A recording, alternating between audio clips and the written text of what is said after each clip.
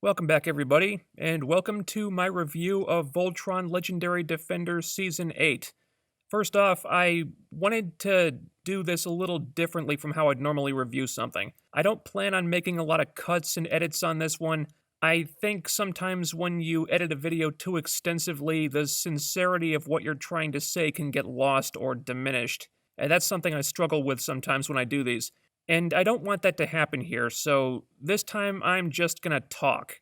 And I do have notes in front of me, but I'm not scripting this one out so much because I really want to speak from the heart this time. A little background information on me. I watched the original Voltron as a little kid. I loved it, I was obsessed with it, and things like that from my childhood, things I loved when I was little, I tend to keep very close. I feel protective of them, so I've always had a place in my heart for Voltron. And you can call me a geek, you can call me a loser or whatever for saying that, I don't care. Voltron is special to me. So I was really excited for this reboot when it first began, but I was so not prepared for how much I was going to fall in love with this show. And it wasn't just out of nostalgia. This is a show I would have loved even if I had no idea what Voltron was. The characters, the story, the animation, the music, everything about it, it's like the show was made for me. I got so attached and so into it. I have been brought to tears by this show many times. That's how engrossed and invested I was. That's the effect it had on me. And that hardly ever happens to me, but it happened with this show. I have loved every season, even when they made little missteps here and there, and I was so excited for Season 8, but at the same time incredibly sad that the show was ending. That was my mindset going in. And now, after watching Season 8 and thinking about it for a couple days, it's hard to imagine a bigger emotional roller coaster or a more emotionally exhausting way for the show to end. I don't wear my heart on my sleeve normally, but this season really affected me. And in a lot of ways, it was because the show was just so beautifully done.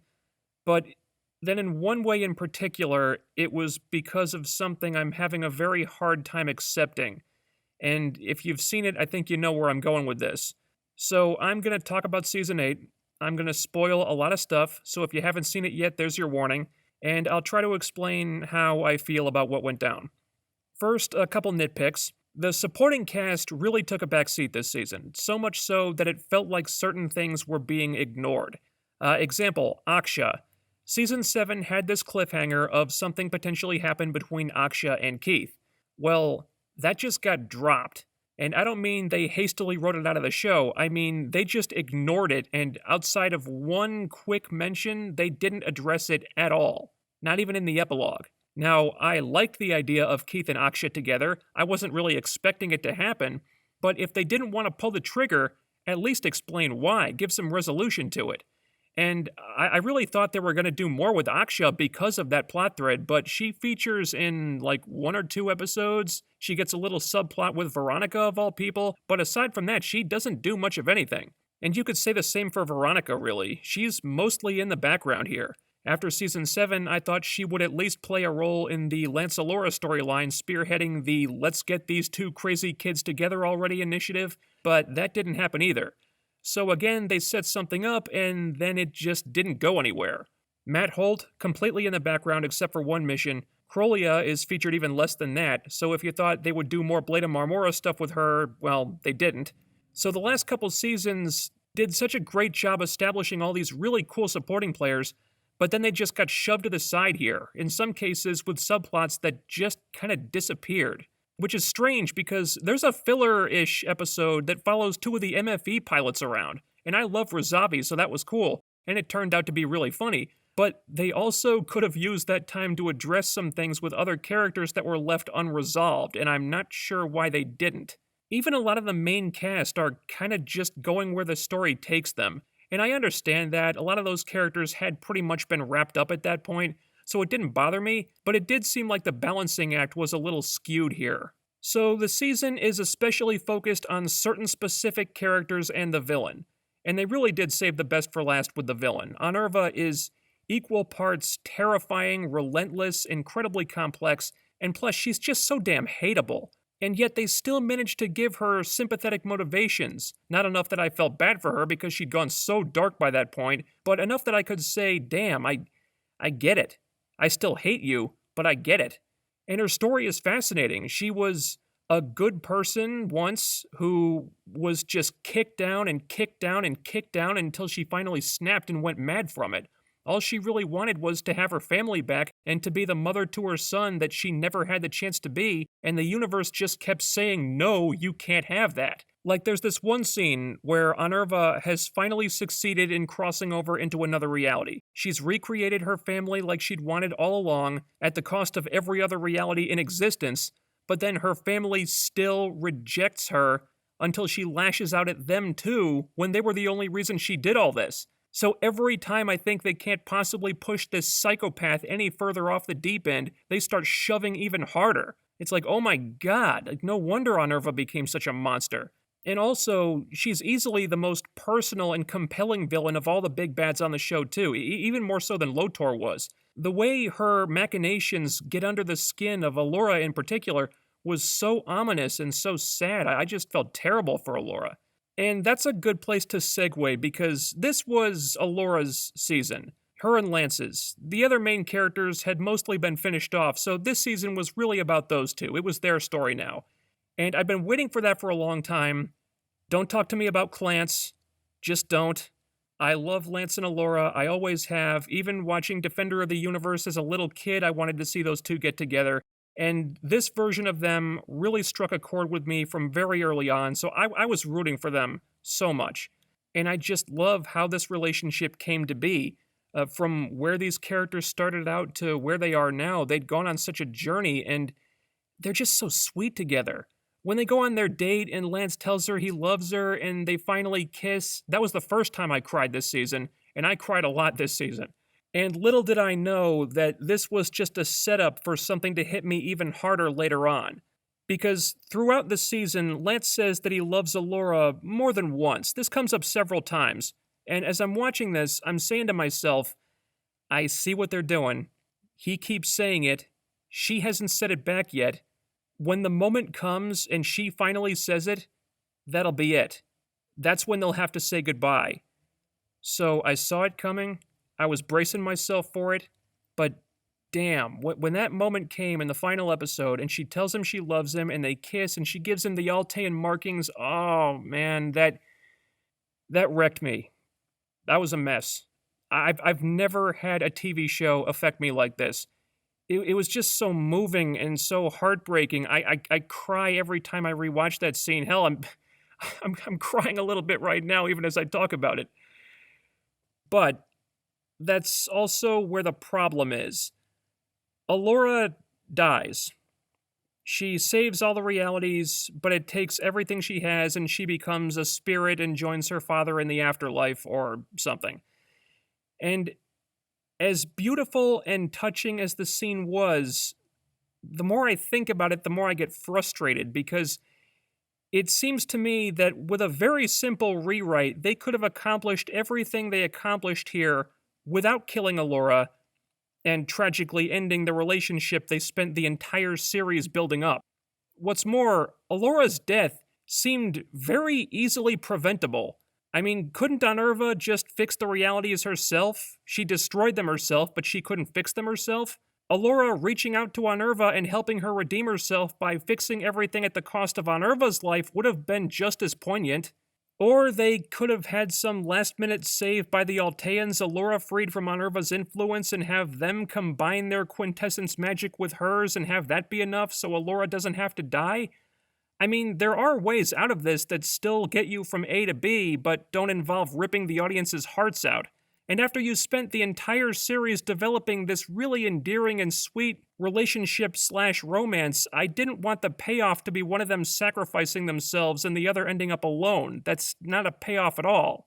And I feel so conflicted about this because the finale was beautiful and sad and touching and heart-wrenching and a million other things, but it wasn't the ending I wanted for these characters, and it wasn't the ending I thought the show deserved or had been building up to for the last 8 seasons. I do think there needed to be a death or two on the good guys' side in order to sell the gravity of the storyline, but Allura was definitely not who I had in mind. That's what I thought characters like Veronica and Matt or even Karan were there for. Anyway, those are kind of my overall thoughts, but I'd also like to go through the episodes and give my feelings on those because I don't want to leave anything out. So here we go. The first episode is incredibly sweet. That's the big Allura State episode. And again, it was strange because I expected Veronica to play a role in this. They had set that up in season 7. But instead, it's Hunk and Pidge who are helping them out, when the last time those two weighed in on this, they were making fun of Lance and teasing him about liking Allura, so character development, I guess? Or maybe they just decided to stop being dicks about it? I don't know, but it was really heartwarming to see Hunk giving Lance the push he needs to ask Allura out, and then Pidge helping Allura get the dress she wanted, and even Keith giving Lance a little encouragement, telling him he does have things to offer Allura. Man, those two have come a long way. And then the date itself. The scene at the tree. I'm not a big softie or anything, but this was legit one of the most romantic things I've seen in a cartoon. Lance's love confession to Allura, and his line about how he'd follow her across the universe, which was a callback to a season 2 episode when he said that as a cheesy, flirty line, but now he's grown up, his feelings have matured, and he says it with complete love and sincerity. I love the writing there. It was one of the sweetest moments of the whole show. Next was the Anerva bottle episode that filled in a lot of blanks with her. They expanded on her origin, showed us her motivations, and just how far she's willing to go to strike back at the universe for wronging her, and turns out it's pretty damn far. They even fleshed out Lotor nicely there. I still hate the guy, but I liked seeing how he turned out the way he did, and how that contributed to the well of rage building up inside Anerva. Really interesting stuff. The next couple episodes were about wrapping up some old plot threads. I liked seeing them bring back that monster Keith and Crowley set loose in season 5 finally. The destruction of Alcarion was absolutely brutal and a really sobering moment, but they somehow still ended on an uplifting note with that "the old gives way to the new" line. So it's sad, but you also know that it's not the end of them and they can go on. But the really interesting episode to me was the next one, where the Paladins are being hunted by Zethrid, who blames them for her losing Azor. When Aksha confronts Zethrid, and this was Aksha's big moment for the season, I cried a little bit here too, her speech about how Zethrid drove Azor away because she was so full of anger about how they'd all been treated their whole lives, feeling like outsiders and never fitting in anywhere. Not to get too personal, but that really resonated with me. That hit home. And then when Azor shows up at the end, it's like, wow, they actually redeemed those two and they made it work and made it make sense. I never expected that. The next one is one of the most intense episodes of the series. Their first battle with Anerva, fighting multiple Komar robeasts, getting their asses kicked by the returned Syncline mech, but my favorite part was Lance almost dying trying to protect Allura, and then Allura saving him when she unlocks a new form for her Bayard. An actual Lance. Oh my god, that was beautiful. After this, we get 2 filler-type episodes in a row, which I was happy for, frankly. I really needed a breather at that point. Razavi and Kincaid shooting a little mini-documentary was very funny, with Razavi taking all this boring stuff on the ship and trying to jazz it up and make it all super exciting. Even plants in the botany lab. That was great. I friggin' love Razavi. I do kind of wish they had given this time to someone like Veronica or Matt to give some closure to those characters, but I still really enjoyed this one. Then you've got everyone going to a space carnival, and who the hell could not relate to Keith going nuts when they get stuck in the "It's a Small World After All" ride? But that said, the carnival stuff was just a bunch of harmless fun. More than anything else, this was something they could have cut in favor of screen time for a different character who needed it, like Crowley or Aksha or something. But the stuff with Allura, very ominous. When she absorbed that rift creature at the end, I got scared. She was going down a dangerous path here, not unlike the one Anerva went down, just out of desperation because she thinks it's the only way to stop her. It was a pretty frightening note to go out on, and that's when that ugly feeling started to creep in that this was not going to end happily, and I was getting really nervous at that point.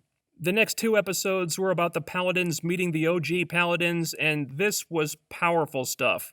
Also, the one and only time Lance ever got to use his Altean broadsword. It was blink and you miss it, but Chekhov's gun got off one shot at least. Just one. The most poignant scenes, of course, were with Alfor. him being happy that Allura chose Lance, that his daughter had found someone to love and who loves her. It hit me so hard. That's exactly the scene I was hoping for. And Allura's reunion with Alfor, seeing her father again, man, if you didn't get a little misty-eyed at that, I don't know what to tell you. But when they meet Zarkon, and they even manage to show that there's good in him too, I couldn't believe it. If they could actually pull that off and make it work, it really goes to show how much love and how much heart is in this show. No matter how detached you are as a viewer, I think that has to affect you on some level. And after that, it's just balls to the wall all the way to the end. Anurva puts her endgame into motion, and they really drive home how depraved and insanely driven she's become. She turns on her own allies again, not the Galra this time, the Alteans, because she just doesn't care anymore. And when they finally get to the root of it, you really feel things. Maybe not sympathy exactly, but my God. All she really wanted was her family back and to be able to experience joy and happiness again. She bent the rules of reality into a pretzel to try to achieve this one simple thing, and the universe just would not let it happen in any reality, so she finally decides to just end all realities everywhere because she'd rather everything just not exist anymore. This is an amazing, fascinating, terrifying villain. And they even somehow managed to redeem her at the end, too. I don't know how they did it, but my hat goes off to them because they pulled it off. The battles here are riveting. They pulled out all the stops with these.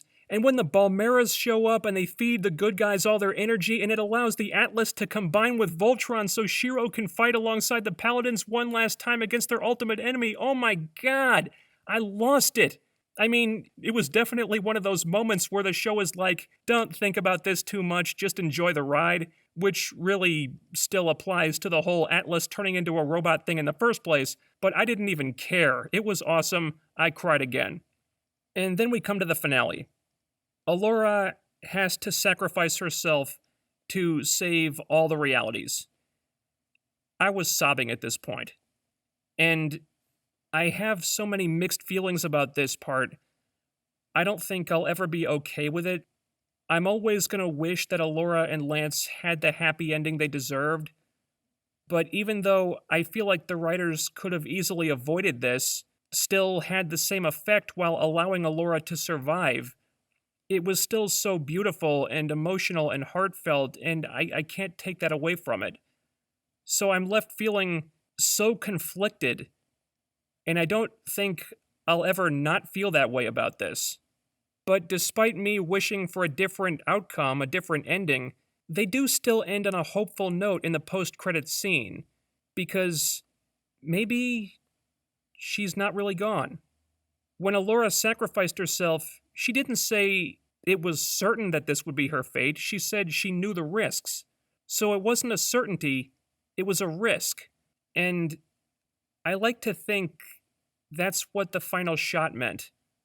That the Altean markings Allura gave Lance glowing and the lions all flying off toward a galaxy that looks like Allura means that maybe she's not really gone. And she was calling the lions to her because she can return somehow. I would really like a definitive answer of yes, she will come back, not only for Allura, but for Lance, who seemed like he never really got over losing her. He just went home and planted juniperberry flowers. Everyone else went off to do what they loved to do after the war, but what Lance loved was Allura. So he just... oh man. I so wanted Allura to come back and to see those two have their happy ending together. But that one moment of hope that it might be possible is what they end on. It was a beautiful, moving, if sad and frustrating ending to an amazing, very special series. And despite my misgivings with the ending, I still dearly love Voltron Legendary Defender. Make fun of me for that all you want, but this show meant a lot to me. I only wish there could be more of it. But who knows, maybe we'll get a movie based on it someday that'll end on a happier note. We shall see, I guess. So that is your review of Voltron Legendary Defenders Season 8. If you enjoyed this review, please leave a comment, give me a like, and please remember to smash that bell icon and follow me on Twitter using the link down below, because YouTube wants to make it really hard for people to know when new videos get uploaded for some reason, so that is the best way to be notified. Everything I upload gets pushed to Twitter, so click the link in the video description. That's all for now, but there's more to come, so please give me a subscribe if you're so inclined, and if you've already done that, then make sure you're still subscribed, and I'll talk to you guys again soon. See you later.